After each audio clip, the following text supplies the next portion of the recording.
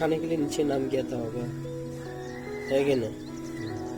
पाँव में pass KIA होगा, उड़ने नहीं सका होगा, उड़ता होगा पर गिर जाता होगा ना, पाँव रखने नहीं सका ना। तो चलो फाइनली रिलीज कर देंगे, हो गया देखो ना एकदम।